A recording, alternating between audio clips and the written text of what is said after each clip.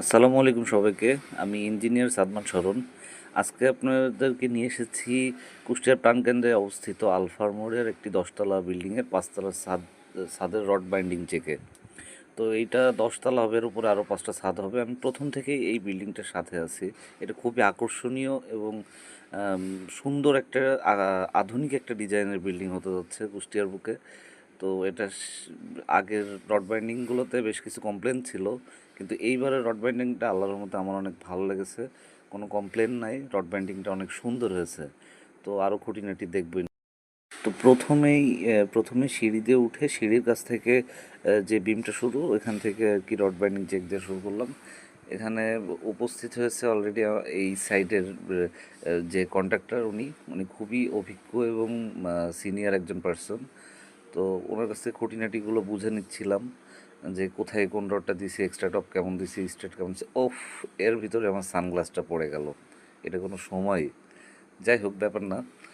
আহ, আমি তার কাছ থেকে একদম খুঁজে খুঁজে বের করে নিচ্ছিলাম যে কোন রডটা কোথায় কিভাবে দিছে, মাটামগুলো ঠিক মতো করছে কিনা, ড্রয়িংয়ে কিভাবে দেখানো আছে, কোন পজিশনে এক্সট্রা টপ আছে, কোন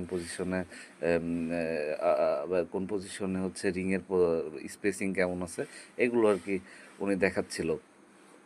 তো বিমের রড চেক দিতে দিতে আমি এখানে চেক করে নিচ্ছিলাম বিমের সাইজটা ঠিক আছে কিনা।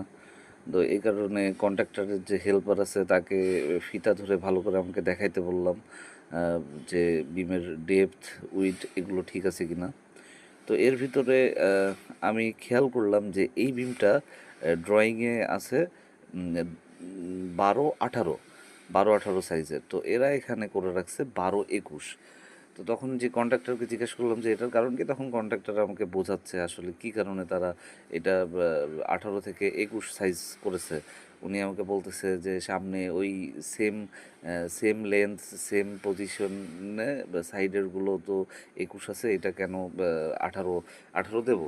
তো এই কারণে সে 21 দিয়ে রাখছে। সে বলতে চাচ্ছে যে এখানে তো আসলে স্যার সমস্যা নেই, বিমের ডেপথ যদি বাড়ে তাহলে তো আরও ভালো। তো আমি ফার্স্টে তার কথাগুলো শুনে নিলাম, সে কিভাবে কি সেন্সে কাজটা করছে তারটা বুঝে নিলাম। তো সে আমাকে বেশ ভালোভাবে বোঝালো। দেন আমি তাকে বোঝানো শুরু করলাম যে আসলে সব সময় যে একটা জায়গায় প্রয়োজনের অতিরিক্ত রড দেওয়া বা প্রয়োজনের অতিরিক্ত সাইজ করা এটা যে ঠিক বা ভালো তা না। কারণ প্রতিটা বিল্ডিংয়েরই আর কি একটি স্ট্রাকচার অ্যানালাইসিসের মাধ্যমে ড্রয়িংগুলো হয়ে থাকে, স্ট্রাকচার ড্রয়িংগুলো হয়ে থাকে। তো কোথায় কত সাইজের বিম দিতে হবে, কোথায় কতটুকু রড যাবে, কলামের সাইজ কেমন হবে, কলামের পজিশন কেমন হবে, কলাম অ্যারেঞ্জমেন্ট, বিম অ্যারেঞ্জমেন্ট কেমন হবে, স্ল্যাবের থিকনেস কেমন হবে, এই সব কিছু প্রতিটা সিঙ্গেল রড কতটুকু লোড ক্যারি করবে বা কি হবে, এই টোটালটা স্ট্রাকচার অ্যানালাইসিসের উপর ডিপেন্ড করে। তো এটা আমরা ম্যানুয়ালি ইচ্ছা করলে আপ ডাউন করতে পারি না। সবসময় রড বেশি দেওয়ার মানেই যে ভালো, বা একটা 18 থেকে 21 করে দেওয়ার মানেই যে বিমটা মজবুত হইলো বা লোড বেশি নিতে পারবে, ব্যাপারটা তা না। এটারও লাইভ লোড বলে কিছু আছে। তো সেটাই আর কি তাদেরকে বোঝাচ্ছিলাম। সবগুলো বিম চেক দেওয়া প্রায় শেষের দিকে, স্ল্যাবগুলো চেক দেওয়া হয়েছে, স্ল্যাবের রডগুলো, স্ল্যাবের থিকনেসগুলো চেক দেওয়া হয়েছে। এর ভিতর হঠাৎ করে আমার চোখে বাঁধে যে বিমের একটা জায়গায় ল্যাপিং দিছে, যে ল্যাপিংটা আসলে দেওয়া ঠিক হয় নাই। বিমের নিচের রডে যেই পজিশনে ল্যাপিংটা দিছে, এই ল্যাপিংটা দেওয়া ভুল হয়েছে। তো সেটা আমি তাদেরকে নোটিস করে ডাক দিয়ে ভালোভাবে দেখাচ্ছিলাম যে কী কারণে আসলে ওইখানে ল্যাপিংটা দেওয়া ঠিক হয়নি। আর ল্যাপিংটা আরেকটু এই সাইডে চাপায় দিলে ভালো হতো। কথায় আছে চাঁদেরও নাকি কলঙ্ক থাকে। তো এখানে এত ভালো ভালো করে ভালোর মতো কিছু কালো ধরা পড়েছে। এরা আমাদের এই প্রজেক্টের যে মালিক, উনি বলেছে টাকা পয়সা কোনো ম্যাটার না, আমার প্রজেক্টের 3D ভিউ অনুযায়ী আমার বিল্ডিংয়ের এলিভেশন হইতে হবে। তো সেটার উপর গুরুত্ব দিয়ে আমি আউটলাইনটা, স্ল্যাব আউটলাইনটা চেক দিতে যেয়ে দেখি এখানে প্রায় 7 থেকে 8 ইঞ্চি ওরা শর্ট করে ফেলেছে। তো এগুলো যেভাবে সংশোধন করা যায় সেগুলো নির্দেশনা দিয়ে আসা হয়েছে। এবং আরও আরও আউটলাইনে কিছু কম বেশি পাওয়া গেছে, সবগুলোরই ইনস্ট্রাকশন দিয়ে আসা হয়েছে। আর আরেকটা বিষয় সেটা হচ্ছে যে এখানে আমরা অনেক ঝুঁকিপূর্ণভাবে চলাফেরা করতেছি, যে কোনো সময় যে কোনো দুর্ঘটনা হতে পারে।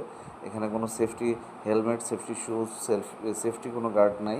তো সেফটি গার্ডের জন্য এই সাইডটাতে আমি একটু বলে আসছি, কারণ কনস্ট্রাকশন সাইডে সেফটি ইস্যুটা অনেক। রড চেক দেওয়া প্রায় শেষের দিকে। এই অবস্থায় কন্ট্রাক্টরের সাথে একটু অন্যান্য বিষয় নিয়েও আলোচনা করছিলাম, কীভাবে ফ্লোর প্ল্যান করবে, কীভাবে কী করবে, গাঁথনিগুলো কবে ধরবে, কীভাবে কাজ করবে।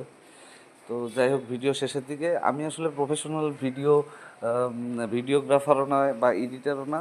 তো চেষ্টা করতেছি, যদি ভালো লাগে তাহলে জানাবেন, আর কোনো কিছু সংশোধন থাকলে বা কোনো কিছু ভুল ত্রুটি থাকলে সেটাও কমেন্ট করে জানাবেন।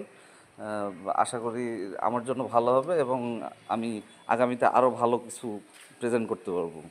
আসসালামু আলাইকুম। আল্লাহ।